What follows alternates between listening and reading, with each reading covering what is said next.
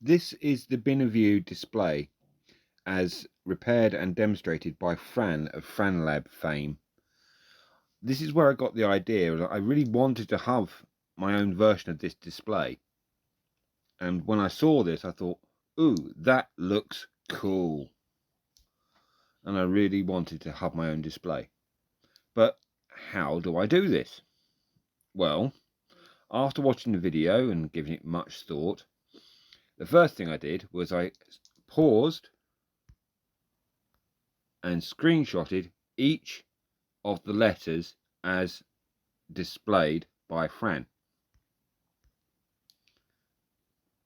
This of course took some time because, well, 26 letters, 10 numbers, a plus, a minus, a border, an open and a close, so quite a few. But once I had them all, we moved on to the next step. Now that I have the screenshots, I can look through them one at a time. I can pinch and zoom to make the picture bigger so that I can see the dot pattern more clearly. This makes it easier to copy so that I can make my own version of them later. Once you have the screenshots, you need to make accurate drawings so you know the dot pattern. This is where squared paper comes in very useful. If you don't have squared paper, Excel is a great source because you can use Excel to make squared paper, which you can then print out and then use to make drawings of the dot patterns. You just have to be careful when making the dot patterns that they actually match the original picture.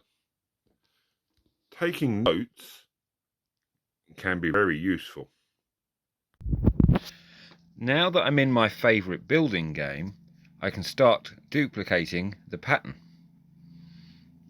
The easiest way I found was to use carpet in a 4x4 to equal each dot. And if you have this over an entire area, you end up with a map, which you can lock with a piece of glass to make a locked map that doesn't change. This is how I built every map. Well, that's how I originally planned to make every map. When I was on my third map, I realised that I made a mistake on the first one and had to go back and rebuild it. That meant having to rebuild the entire thing all over again. To make sure I didn't have to do this again, I thought it'd be an idea to save each map as a complete thing. But if I was to have them side by side, that would be a very large area. So a better idea was to store them as a large stack of maps,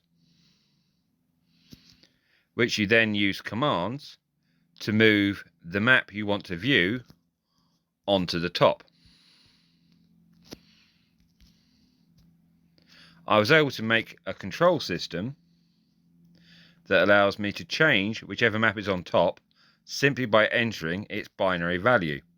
Very similar to how the original Bina-View display actually works. You entered the number 0 and you get A. You enter 1 and it changes to B. You can also change to numbers quite simply. There are also characters.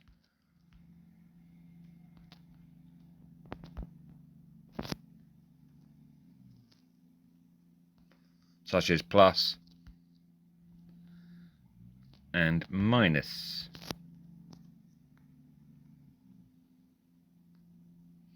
Admittedly, I did have to make an entire binary decoder in order to make that work, but I suppose it was worth it. I also thought it'd be an idea to be able to scroll various letters as I wanted to.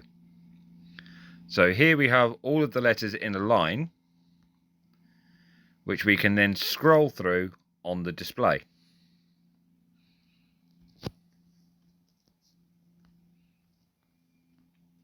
They go through in sequence until you get to the very end. This is handy because it means you can see what all the letters look like.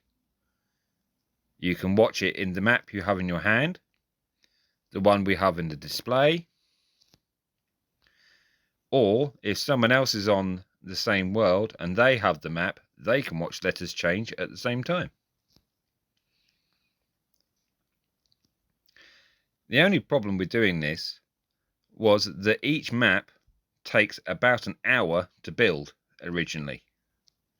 But now they're built, I can now switch between them as and when I want to.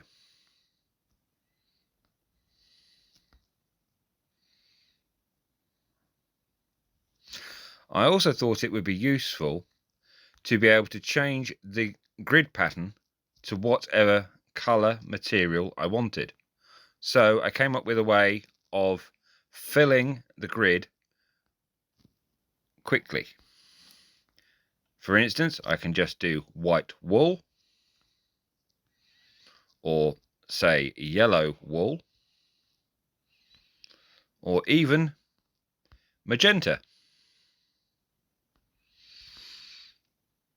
Or alternatively, whatever I want. All I need to do is just change the item to whatever I want to change it to and set that to fill.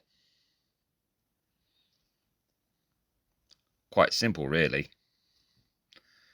when you know how to use the commands. But this is all and good if you just want to have one character displayed at a time. If you want an entire display, this is where you have to actually move entire lines of maps at a time.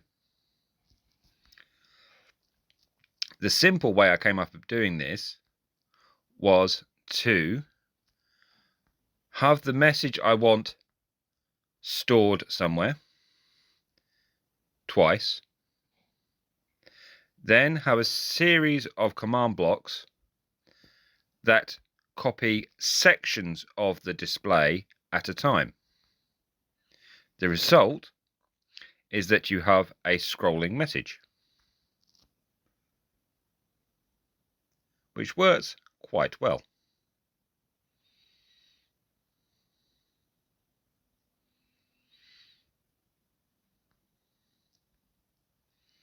But now that I have these map characters that I can use however I like, I thought of some other ways to use them. Here you can see I've got another selection of numbers stored in a line.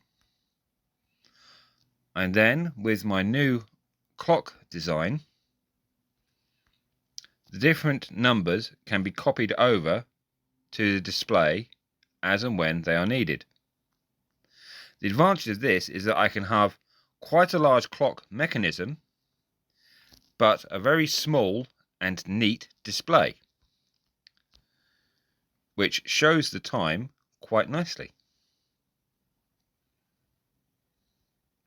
and works quite well. I can start and stop the clock.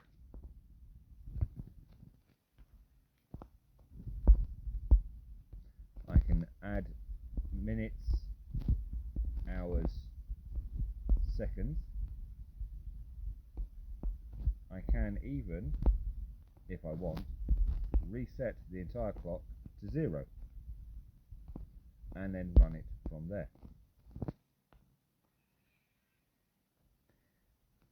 All of this controlled by a system that doesn't have to be anywhere near the actual clock display. Quite an advantage of using command blocks, the clone command, and a bunch of maps. Not bad if I say so. If I say so myself. Anyway, that's my version of the Bina-View display. Hope you enjoy. See you next time.